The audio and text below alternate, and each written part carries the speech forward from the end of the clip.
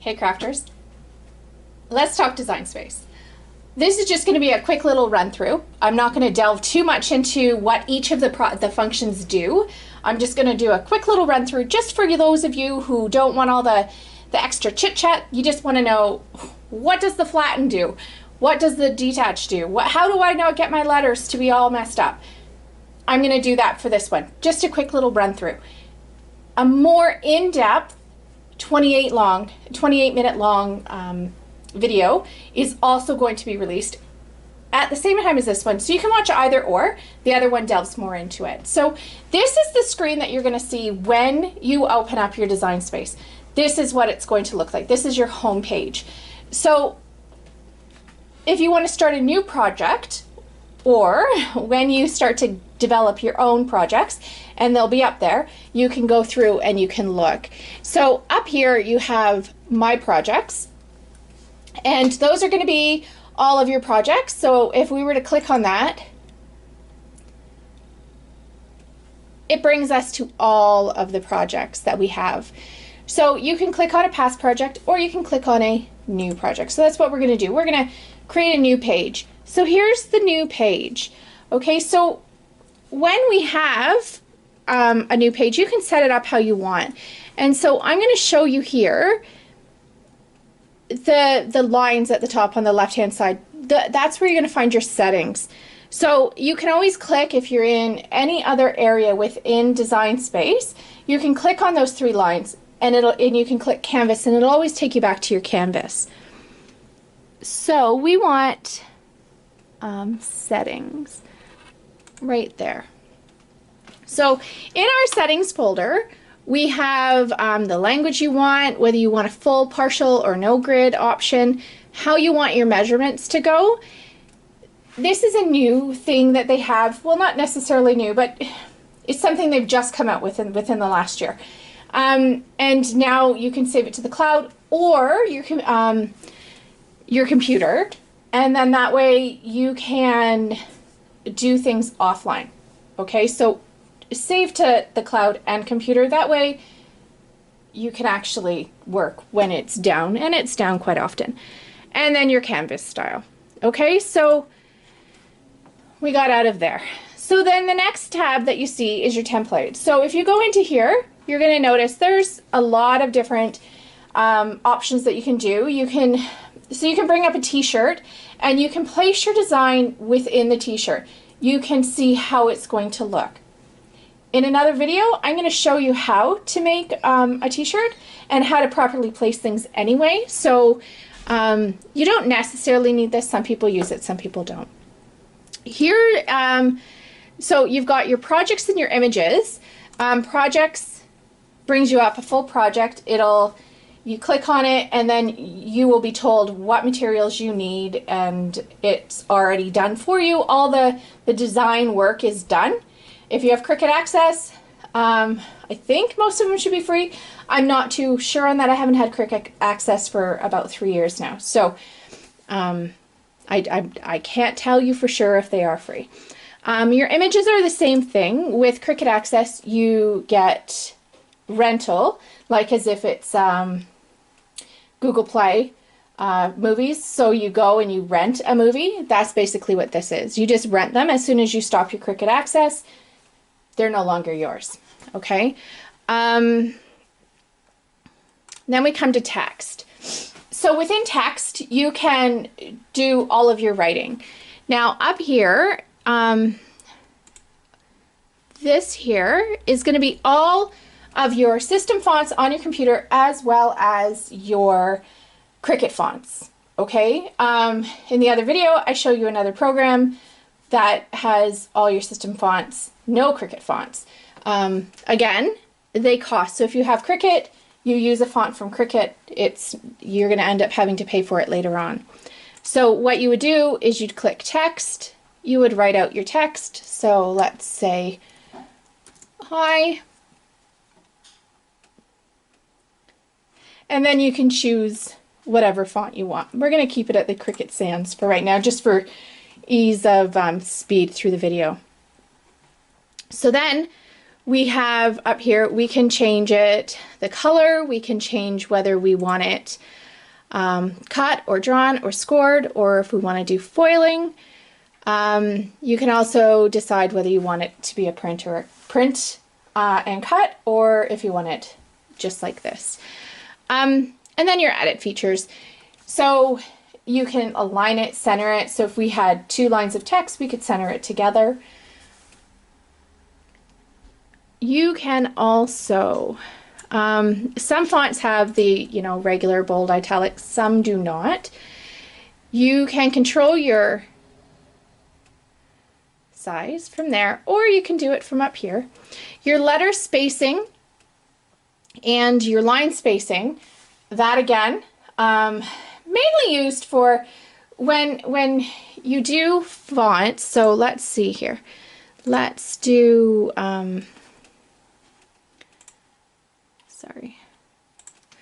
let's do hello, but let's go up here and we're going to click on, let's find a cursive. Okay, there's a good font that we can use that can show the letter spacing. So when it comes, see how it's all detached there? So what we're going to do is our letter spacing, we're going to decrease it, and it's going to bring it together. Unfortunately, it's not going to do a fantastic job, so you are going to have to ungroup them, and I'll show you that in 1 second. But before you ungroup, once you ungroup it, you are not able to use this function. So I want to show you this. If you want to curve your text, the only time you can curve your text, you can curve it down, slight, you can curve it up. So, but the only time that you can do this is when it's together as it is, as it comes written. Once you ungroup it, then you can no longer do that. But in order to get this so that they're kind of, lined up how cursive should be, you would just you would ungroup, make sure it's highlighted, ungroup, and then you just have to fiddle and play around. Okay, so that'll bring us to the next key thing, and that would be highlighting it, all of them. Make sure you get all of them. And then we're going to increase the size, because this is going to help with this next part. And then we're going to go down here to the very bottom, on the bottom right hand corner, to weld. Now the reason we're going to weld it is if we just attached it, it would cut the H, the E, the L, and the O separately, the full letter. But some of the pieces to each letter are hidden behind the other pieces within the letter, so within the word, so it's going to cut each individual one. We don't want it to do that, so we want it to be welded together. The reason that we increase it is sometimes it will just weld the whole holes together. So if you increase the size, you can always decrease it down to what you need it to be. That's not a big deal at all. Okay, so our next, say we wanted to have 3 hellos that we wanted printed, so we would just duplicate. Now all of these features you can right click and you can get on here as well. So now let's go back over for this one here first. When it's written, it's not going to come out as high. It looks weird now because it was changed. It's not going to come out as high. It's going to come out with an H, and it might throw the I in a different spot, or it could go I and then the H. It just does what it wants to do. And so in order to make it so it comes out exactly how you want it, that's where the attach feature comes in. So your group feature, if you wanted to not have to click on each one of those individually and move each one individually, you could group them, and then that way you can move them as a group. Attaching, you're making them all the same. They're all going to be stuck together. That's how it's going to print. If we were to attach this, that's how it would print, exactly like that. It would not print separately, but as a group, each hello word will print separately. Hope I'm not confusing you too much. The other ones, we have shapes And here are all the different shapes that you can use. And then we have upload. So if you wanted to upload an image into your program, so in order to have any of these images here, I had to upload them. So we would just go upload, drag or drop image. You'd go here to upload an image, and then I would say, okay, I want that SVG or I want that PNG. So if I want the SVG, which is the cuttable file, the PNG is a printable file, but the SVG is going to be your cuttable file, and that's the one that you are going to want because it'll organize out all the colors and stuff, and I'll show you that. So here it is. This is your SVG. The only thing you have to do is click OK, and then click on it and insert image. So it's now going to bring our image into Design Space, and I'm just going to shrink that down so it is more workable. And then on the layers panel over here, you're going to see how, and on your right hand side, you're going to see each thing that's going to be cut. And so when this is laid out in your, when you make it on your sheets, on your cutting mats, it's going to have each of these pieces individual. In a later video, I will show you how we would set it up so that all of the pink prints together, all of the black cuts together, so that you're not having to really piece a lot of little pieces together. You could just piece the whole top of the stethoscope on. You could piece the bottom of the stethoscope. It just makes it easier. If, say, we wanted this SVG, we'd rather have it as a sticker. So we would come over, we would click on a square, and we would change the color of the square. So up here is your colors. So say we want it to be that nice mint color. Right now it's blocking it. We're going to right click and we're going to send that to the back. So two options. We could resize the square, or we could resize the world's coolest nurse. We're just going to resize the coolest nurse because we can always change our size later. So it fits a little bit, but you know what? I'm going to unlock it so that I can play around a little bit more with it. Okay, now I'm going to lock it, and I'm just going to increase it just a wee little bit.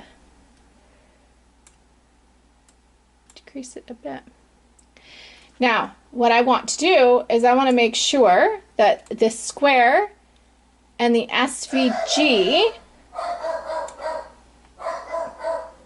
are going to both print and cut. Right now, if we were to attach those and tell it to print up here, do a print and cut, what it's going to do, ignore the dog. It's going to print, it's going to cut everything out. It's going to cut all of those features, all of the world's coolest nurse, the stethoscope, and the background. So it'll print everything, but when it goes to the Cricut, it's going to cut everything too, and you don't want it to do that. So what we have to do, now that you've highlighted both things, you're going to go down here on your right at the very bottom, and you're going to click flatten. I didn't want to click it. There we go. So now if you notice up here in our layers panel, now it says a cut and print.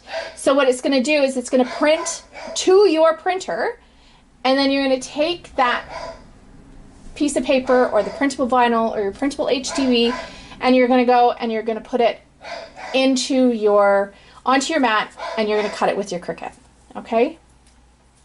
When you want to save your project, you go up here to save, and you just type in the name that you want to save it as and click save. When it's time to make your project, you would go over here to make it. And so here is our print and cut. And then here we have all the hellos and our hi. And yeah, and then because we did the print and cut, we only have the two mats. So you can, once you get it on the mat, you can change how you want. So you can rearrange, like if you only had a smaller piece of vinyl, you can do what you want. You can rearrange it. You can be like, oh, you know what? I don't want 3. I only want 2. So you can go in here and you can hide the one. You can move it to a different mat. You can do whatever you want once you are inside of there when it comes to moving and stuff. Okay, so I hope this video was helpful just with the key things. Like I said, check out the other video if you want a little bit more in depth. I talk about the 2 programs that I like to use. Well, actually 3 programs. Inkscape, Wordmark.it, and Design Bundles are the 3 programs that I get a lot of my my commercial files from, is Design Bundles, and I use Inkscape to create all of my things that I import into Design Space, and Wordmark.it is how I choose what my font is going to be for each of my words. So it also shows you the lags that Design Space has, because as I'm working and I'm trying to compare, it shows the challenges that Design Space provides for us lovely crafters. So anyways, that's the end of this video. I will be putting out more videos with more in-depth how to make. Each series is going to have a little teachable, and then it's going to have something that we can make and design based on the things that we've learned. Okay, so until next time, have a great day, guys.